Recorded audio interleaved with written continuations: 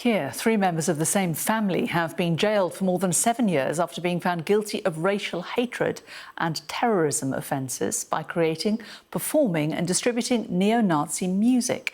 Robert Talland, his son Stephen and daughter Rosie, all from Essex, were found guilty in June of multiple charges of stirring up racial hatred following a 9-week trial at Woolwich Crown Court. Robert was also found guilty of 2 offences of disseminating terrorist material. Well, Robert was sentenced to 4 years imprisonment and will spend a further year on licence. In addition, he received a 10-year terrorism notification order and was ordered to pay court costs from the cash seized at his home address. Stephen Talland was sentenced to 2 years imprisonment, and Rosie Talland was jailed for 18 months.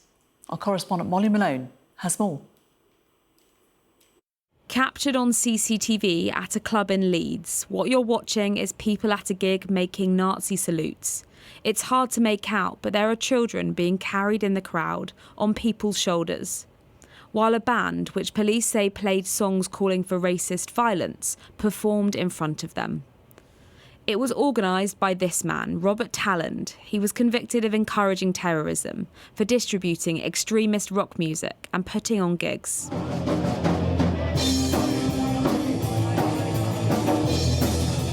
While his 2 adult children, Rosie here on the left and Stephen on the right, were charged with stirring up racial hatred through the lyrics in their songs. They were part of a band called Embers of an Empire, which their father managed. 3 members of the same family, which police called a network of hatred.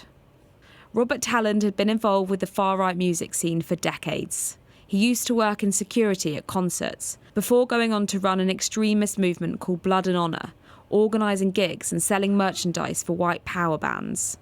When police searched his home, they found hundreds of CDs containing white supremacist lyrics, along with neo-Nazi banners and memorabilia. His daughter Rosie and son Stephen would later follow him into the world of far-right music, as he sought to encourage a younger generation to attend gigs across Europe, making music as part of a neo-Nazi movement. Molly Malone, Sky News.